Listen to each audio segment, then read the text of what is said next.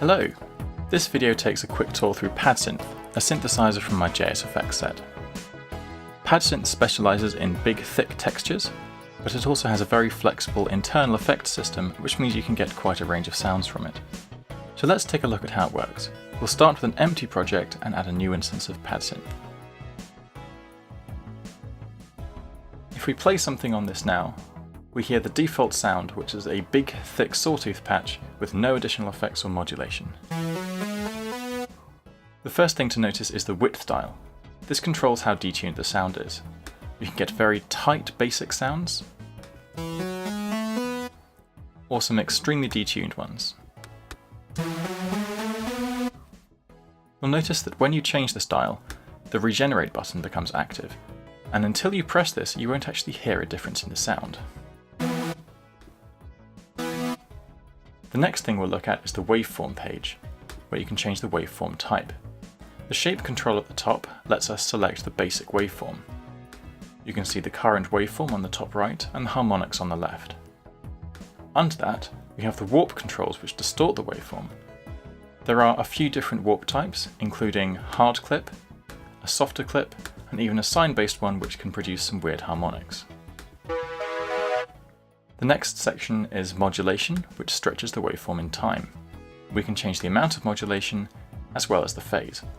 To be honest, at a certain point it becomes a bit chaotic and you just play around with the controls until you find something that you like. Now we'll have a look at the envelope screen. This contains all the normal controls you would expect. The curve control says whether decay and release are linear or something a bit more natural. And the velocity dial changes the velocity response curve. Now we get to the most exciting part, the effects panel. At this moment it's blank because we haven't added any effects, so let's add a filter. You can change the parameters for this filter by clicking Edit.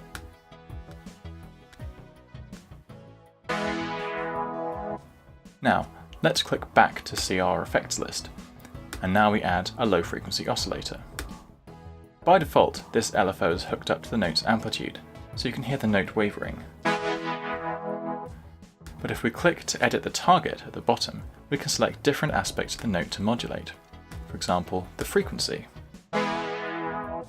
Or we can even use it to modulate the detuning width, which sounds weird and a bit cool. Now, let's add a second LFO modulator. Having two is a bit confusing, but fortunately, if we double-click the labels, we can enter new names for them.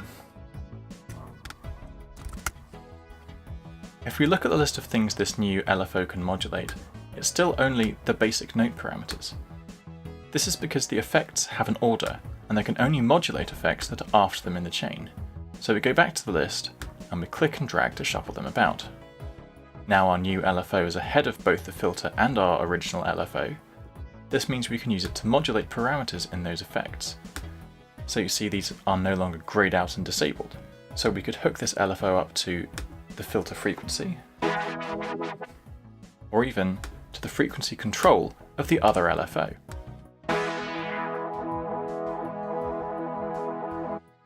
With the phase control, you can change where the LFO starts in its cycle,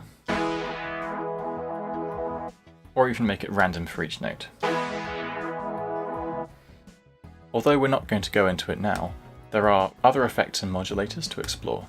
For example, with this one, we can take a MIDI controller, such as the modulation wheel, and use that to control the filter frequency.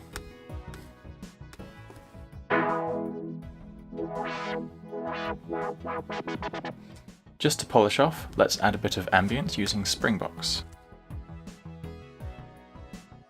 And now we have a sort of weird ambient pad, I guess. Anyway, that's a quick introduction to PadSynth. If you're interested, there are links at the bottom including how to install it and some instrument presets that I use. I'm doing videos for my other effects too, so do have a look for those if you're interested, and bookmark or subscribe for any future ones. I hope this video was useful. I hope you enjoy playing around with PadSynth and make some cool sounds.